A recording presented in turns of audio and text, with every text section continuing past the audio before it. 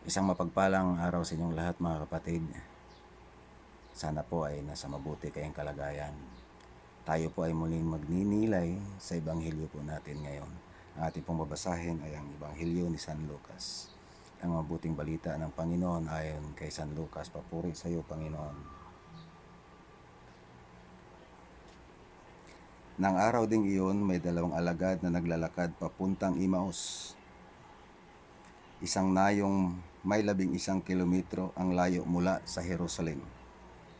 Pinag-uusapan nila ang mga pangyayari. Habang sila'y nag-uusap, lumapit si Jesus at nakisabay sa kanila. Ngunit siya'y hindi nila nakilala na para bang natakpan ang kanilang mga mata. Tinanong sila ni Jesus, "Ano ba ang pinag-usapan ninyo?" Tumigil silang nalulumbay. Sinabi ng isa sa kanila na nangangalang Cleopas, "Ikaw lamang yata ang dayuhan sa Jerusalem na hindi nakakaalam sa mga pangyayaring katatapos lamang maganap doon." "Anong mga pangyayari?" tanong niya. Sumagot sila, "Tungkol kay Jesus na taga Nazaret, isang propetang makapangyarihan sa salita at gawa maging sa harap ng Diyos at ng mga tao. Isinakdal siya ng aming mga punong pari at mga pinuno ng bayan upang mahatulang mamatay at siya'y ipinako sa krus. Siya pa naman ang inaasahan naming magpalaya sa Israel. Hindi lamang iyan, 3 araw na ngayon mula nang mangyari ito. Nabigla kami sa ibinabalita ng ilan sa mga babaeng kasamahan namin. Maagang-maaga raw silang nagpunta sa libingan at hindi nila natagpuan ang kanyang bangkay. Nagbalik sila at ang sabi, nakakita raw sila ng isang pangitain, mga anghel na nagsasabing si Jesus ay buhay. Pupuntas rin sa libingan ang ilan sa mga kasama namin at ganoon nga ang natagpuan nila, ngunit hindi nila nakita si Jesus. Sinabi sa kanila ni Jesus, "Kay hangal ninyo, kay kukupad ninyong maniwala sa lahat ng sinasabi ng mga propeta. Hindi ba't kailangan ang Kristo ay magtiis ng lahat ng ito bago siya pumasok sa kanyang kaluwalhatian?" At ipinapaliwanag sa kanila ni Jesus ang lahat ng sinasabi sa kasulatan tungkol sa kanya, simula sa mga aklat ni Moises hanggang sa mga sinulat ng mga propeta. Malapit na sila sa nayong kanilang pupuntahan at si Jesus ay parang magpapatuloy pa sa paglakad. Ngunit siya ay pinigil nila. "Tumuloy ka muna rito sa amin, palubog na ang araw at dumidilim na," sabi nila. Kahit sumama nga siya sa kanila. Nang siya ay kasalo na nila sa pagkain, dumampot siya ng tinapay at nagpasalamat sa Diyos. Pagkatapos pinagpira-piraso iyon at ibinigay sa kanila. Noon nabuksan ang kanilang mga mata at nakilala nila si Jesus. Subalit siya ay biglang nawala sa kanilang paningin.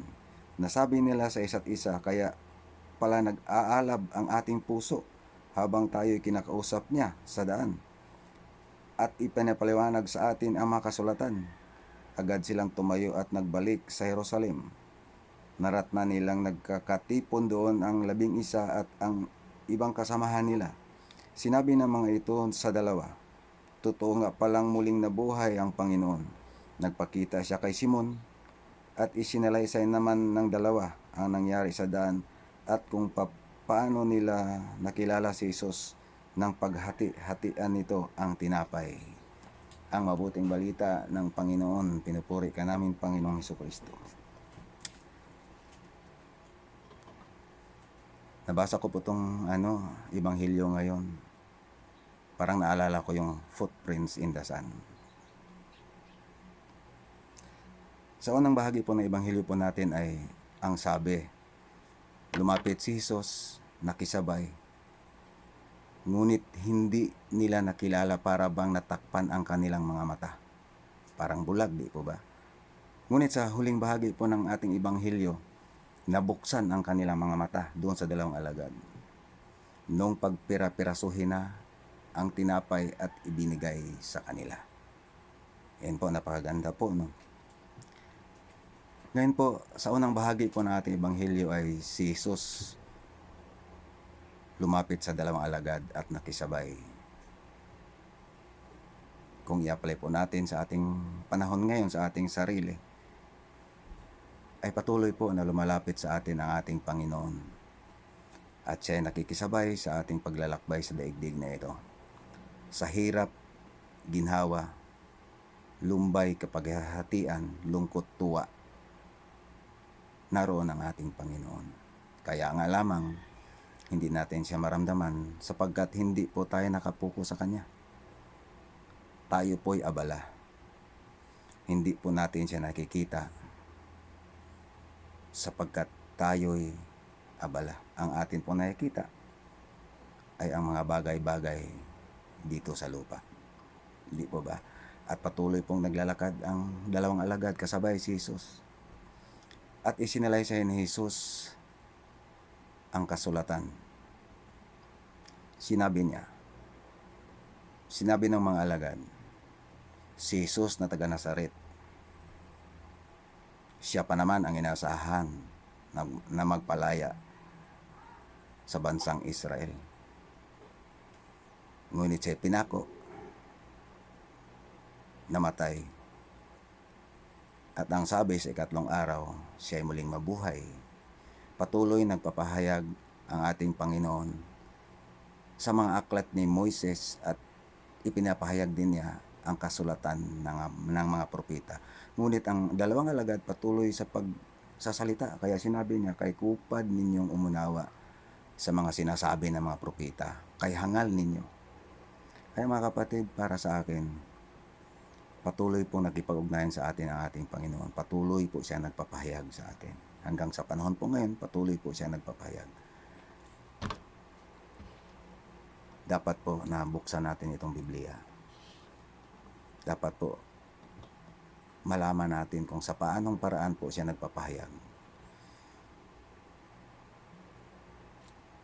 Buksan, basahin, at unawain sapagkat ang ating Panginoon patuloy po na nakipag-ugnayan sa atin. Hindi lang po natin napansin yan, hindi lang po natin naramdaman sapagkat tayo nga po ay abala. Hindi po ba? At ang huling bahagi po ng ating Ebanghelyo ay sinabi po na magtakip silin na. Sinabi ng dalawang alagad na dumito ka muna sa amin.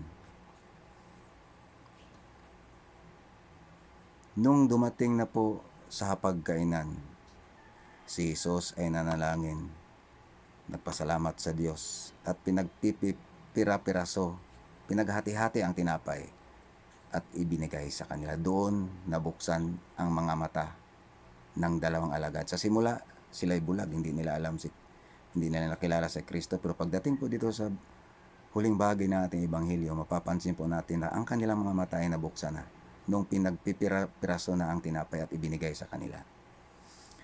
Kaya mga kapatid, napakahalaga po ang pag-ati natin ng Mass.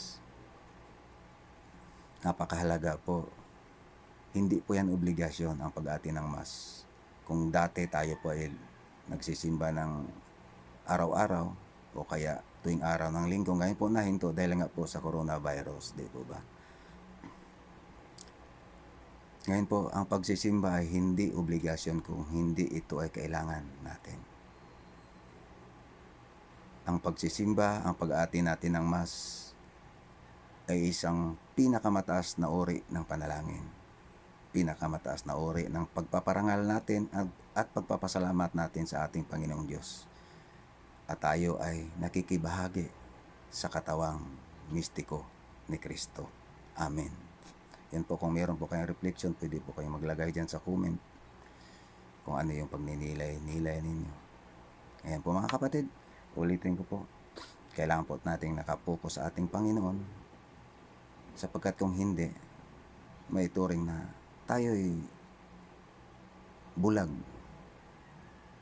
Sinasabi po sa unang bahagi ng Ebanghelyo na lumapit nga si Jesus pero hindi nila nakilala. Nakilala lamang nila na nung nasapag na at pinaghati-hati ang tinapay at binigay sa kanila. Kasi yun po yung mga minsan nagtitipon sila na sinabi ng ating Panginoon. Doon sa huling hapunan, nangyari po yun, sinabi po na gawin ninyo ito bilang pag-alala sa akin. yung paghati-hati ng tinapay. Yun po mga kapatid, yun po yung aking pagninilay-nilay. Tayo po ay manalangin. Patuloy po natin itaas ang ating kalagayan ngayon sa ating Panginoong Diyos. Ama naming Diyos, banal at makapangyarihan sa lahat. Kami po nagpapasalamat sa lahat ng araw, Panginoon. Itinataas po namin ang aming mga mahal sa buhay, ang aming kalagayan ngayon. Itinataas po namin sa inyo, Panginoon, ang mga frontliners, ang mga namumuno sa amin, simula presidente hanggang pinakamababa, ang aming mga doktor, mga nurse, mga nangasiwa sa ospital. Panginoon, wala pong ibang makabura nitong coronavirus nito, Panginoong Hesus, kundi kayo po. Kaya kami po nagmamakaawa sa inyo, nanawagan sa inyo, Panginoon, na sana po mawala na ito, matapos na ito, sapagkat itong virus na to ang labis pong nagbigay sa amin ng pangamba, takot at nagpapahirap sa amin. Muli po, Panginoong Hesus, maraming salamat po. Amen. Sa ng Ama, ng Anak at ng Espiritu Santo. Amen.